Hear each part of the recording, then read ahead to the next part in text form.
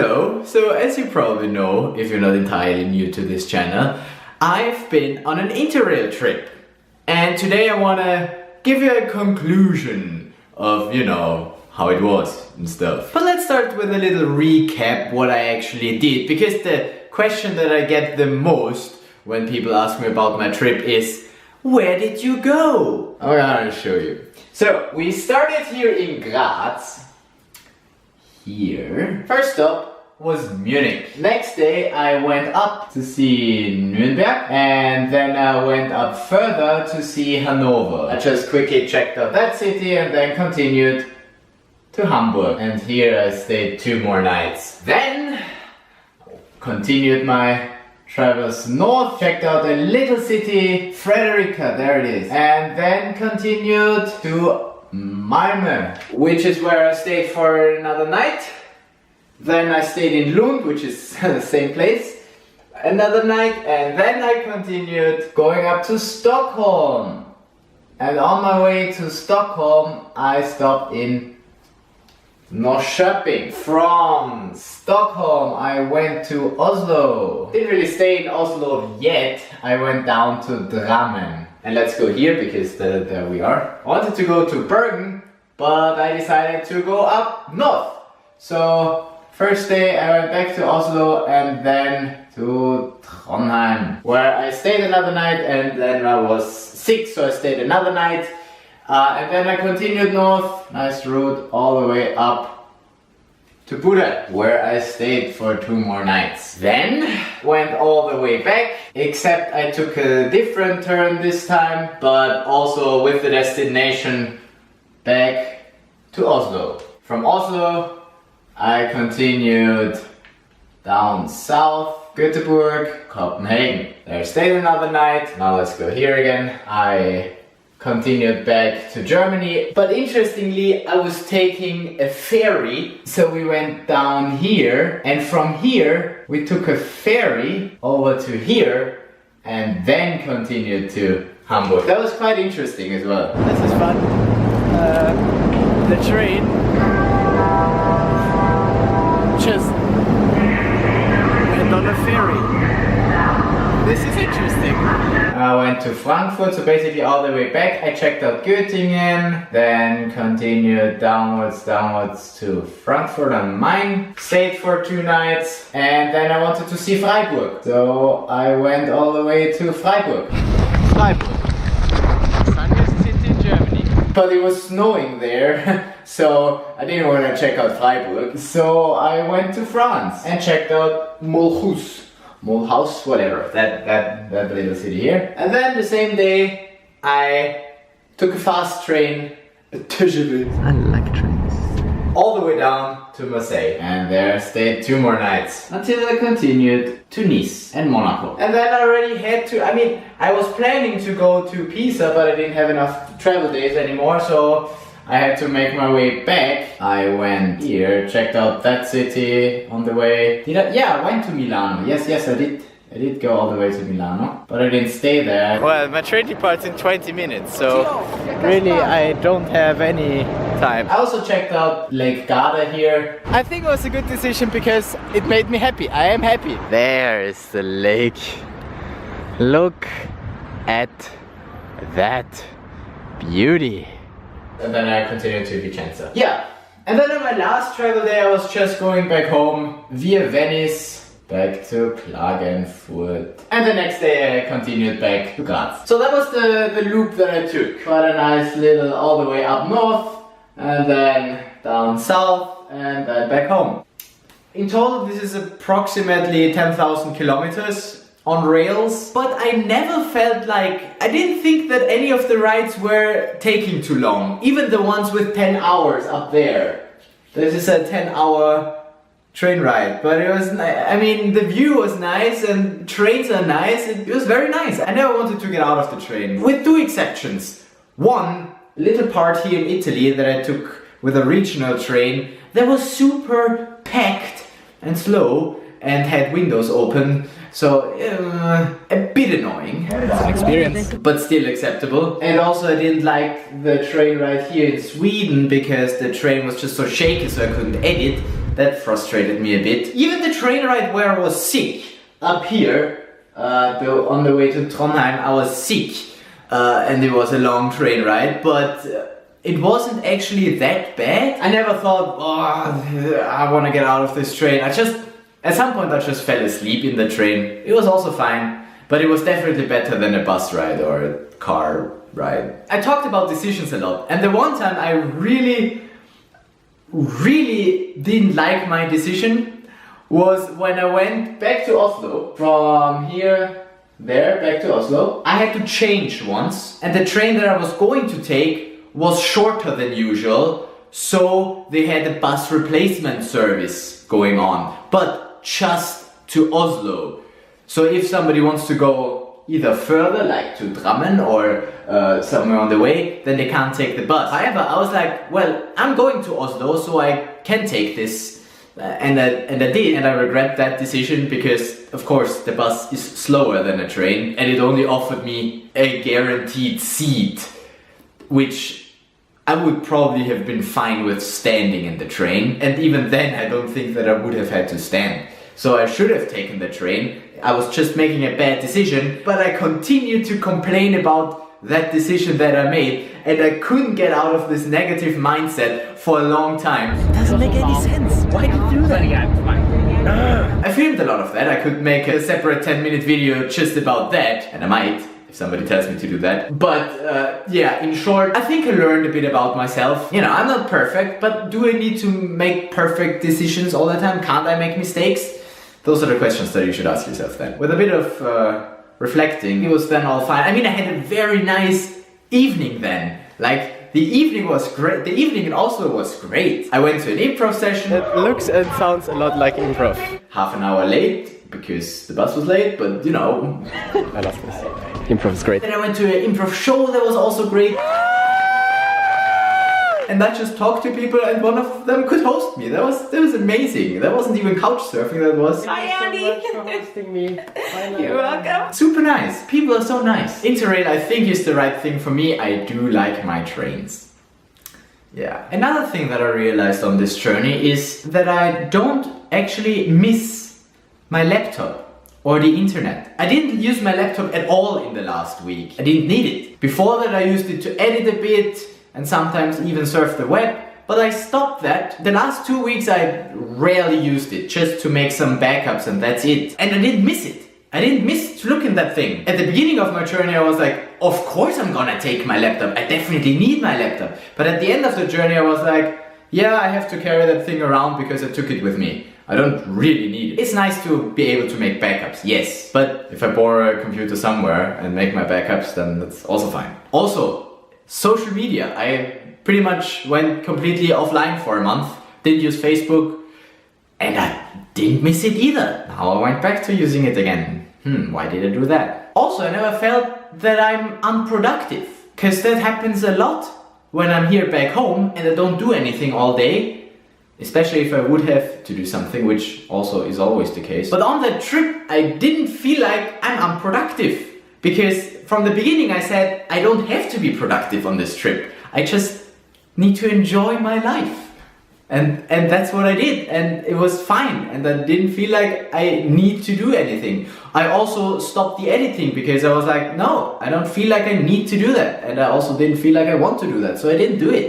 I was just free, I didn't do anything, and it was great, and I didn't feel bad about it. That's the important thing here. I did, however, set myself goals for this trip, and the top priority was to keep myself healthy. Remember, I made a video and I said that, I think. And I feel like I did a good job in that. And I also wanted to kind of track my happiness, or at least reflect on how happy I am. And now in retrospect, I can tell you that it basically went like this. It went up, then it went down, and then it went up again. And then it was over. And you were like, yeah, okay. Kind of also corresponded with the longitude, latitude. Latitude? Longitude? I always get those confused. At the beginning I was still, excited about my trip. Oh yeah, what's gonna come? And then in Hamburg I was like, yeah, it's really tough to talk to people and make friends and shit. And then I was still motivated here in Sweden, and then Stockholm was great. And then I went to Oslo, which I didn't like, so my mood was going down a bit. And then I got sick. That was probably the reason why I dropped so much. I slept really bad. Because when I was sick, I had, you know, those feelings of if it gets worse and I'm stuck somewhere in the north of Norway, that's not nice. So that's the first time when those I want to go back home feelings occurred. Still, I managed to go all the way up, and then on my way down, that's where I was like, okay, now I'm on the way back. Now I make my way back home, basically. So the plan was to go back home. However, I got better, I wasn't sick anymore, and then I started to gain motivation again in Frankfurt, because I met really nice people there, and then in Marseille, it probably was on the peak, where I was just so motivated, because the weather was a lot warmer, and so it seems like I'm a person who really likes the warmth, not the heat. Yes, my brother told me that. Also don't want to move to El Paso or wherever, because that's too hot. Okay, granted, yes. But yeah, there I was pretty motivated and happy again. It smells so much like vacation. And then also in Nice, Monaco was pretty nice. This view is just amazing. And then Italy, yeah, there just I had to go back because I was running out of travel days, so I had to go back. I feel like I took care of myself, and the one point where you saw it the most, I think, was here in Trondheim. The plan was to go to Bude the next day, but I didn't because I felt so sick. Today is not gonna be the day when we see the Northern Lights. I just took the day off and said, okay, I'm just gonna chill in that hostel, which in retrospect I think was the right decision. However, that also meant that I didn't see the Northern Lights, which was one reason why I went all the way up there. Well, at least I can say I tried. And if I would have gone the day before, then my host told me I would have seen the Northern Lights. Well, bad luck. It's still on my bucket list now. But whatever, you know, that was the one priority that I had. Keep yourself healthy, and I just had to do that. It was still nice up there in the north. I saw a nice flight museum. I just like seeing planes. A very nice scenery. Oh yeah, looks so nice. But I didn't want to stay longer and hunt the Northern Lights. Yeah, my host was really nice. In general, I went in to that whole thing with the mindset that people are generally nice. And I did not get disappointed a little bit, sometimes. Some people are, I don't even want to say that they have bad intentions, but they're just different, special in a way that makes it appear not nice to others. And I think the best example for that would be here, where one of the couch surfers just didn't respect me. So yeah, in general, couch surfing is very nice, but it can also be dangerous. But I made an entirely separate video about that. You can go watch that, that is already online. Another goal of this trip was to try and not spend a lot of money. You know, I could definitely have spent more money in that month going all those places. You know, instead of hostels and couch surfing, I could have spent my nights in hotels and also spend more money on food and go to eat every day. Especially in that region here, that's quite expensive. So I did try to save money, and I feel like it worked pretty well. I mean, I can show you. Boom. Yeah? I only spent 785 euros in the entire month. Most of that, almost 300 euros, went to accommodation, hostels. I mean, that's like half of what I have to pay for this flat. 200 euros went to food, which, you know, it's not even that bad. I mean, 200 euros for a month. I definitely spent more money on food if I'm in Graz. You have to say that some of the couch surfers fed me well, so, you know. And another 140 for transportation, so city tickets mainly, and also reservations for trains. It does not include my InterRail ticket, that would be another 300 euros on top of that. So we would be at 1,100 euros for the entire month. So really I spent less money than I would have usually spent if I am in Graz, which is very weird if you think about it. It's cheaper for me to travel around Europe than it is to stay here in Graz. I mean, even in the first week of coming back to Graz, I spent more than in the entire month actually, because I had a nice lunch with my family. Going to eat with my family once was twice as expensive as feeding myself for an entire month. And I bought a loop station. But again, that's a different story. Yeah, if you're traveling, you don't buy so much shit. With this trip, I also tried to answer the questions of what I want to do with my life. At least a bit of it. I mean, I started with the where do I want to live, but I don't really have a nice answer to that. I ruled out a few cities, like definitely don't want to live in Marseille. Don't like that city.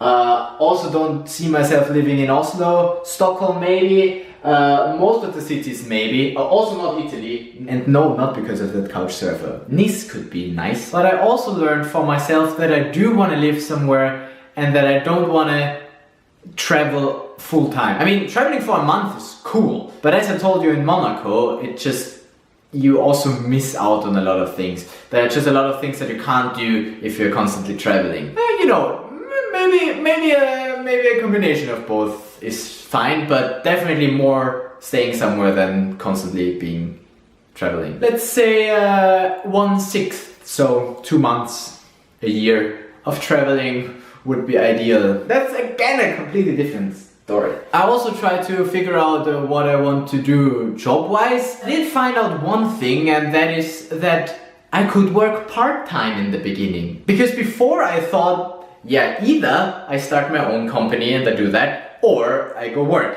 full-time. Those were the two possibilities in my head, but then I can do both by working part-time and then still having time to do my own thing. That I learned on that InterRail trip, actually pretty early, somewhere in Germany. So even if I didn't get anything more professionally out of that trip, this is a good thought. Yeah. And then in the end there was that one question with those videos. Do I want to keep making YouTube videos? That I spent a lot of time thinking about. Because I went again like this, basically. I don't want to quit YouTube. That would be going too far, I think. But I also don't want to continue the daily vlogging because it doesn't work. Like, after here I was like, this is way too much to edit. And I gave up. And then I felt bad for not editing, and then I stopped editing and said, no, we're gonna do one-shot videos. And then I started doing one-shot videos somewhere here. One-shot videos are nice because, I mean, talking to a camera is still very nice. I still enjoy this. And I just don't enjoy the editing the thing afterwards. I mean, editing can be nice sometimes. And I told myself I'm only gonna edit if I feel like editing. If I feel like thinking back to it and I want to make a video about it, then yeah. But as long as I don't feel like editing, I'm just not gonna edit because this thing just doesn't make me enough money that it's sustainable to actually put energy into this. And I don't want to unnecessarily spend energy. I just want to tell you about things that I like. And I always have those phases. Last semester, or last year basically, it was D&D. I played and DM'd a lot, and I made a few videos about that. Nobody cared. Nobody cared, nobody cared, nobody cared, nobody cared, nobody cared, nobody cared. And this, oh what a great transition. This semester, or starting now, I have a new hobby or thing that I'm super excited about, which is my loop station. So you might see a few videos of me playing with the loop station. That's what's coming up here on this channel. Loop station stuff. And I also want to make an a cappella looping improv show. That's also something I have planned. I don't expect to make money with this, but I'm gonna spend a lot of energy doing that just because I'm excited about it and I wanted to have it happen. So yeah, this is again a long video. Anyway, I hope that you enjoyed my InterRail as much as I did. That's kind of unfair because I actually experienced it. But whatever, I hope that you like those kind of, whatever. If you don't like those kind of videos, I don't really care. Actually, do I care? I don't care. Nobody cares, nobody cares, nobody cares, nobody cares, nobody cares, nobody cares. Yeah, so make your backup and make an InterRail trip. Just nice. I'm gonna make another one, I think. But probably with a travel companion. We'll see.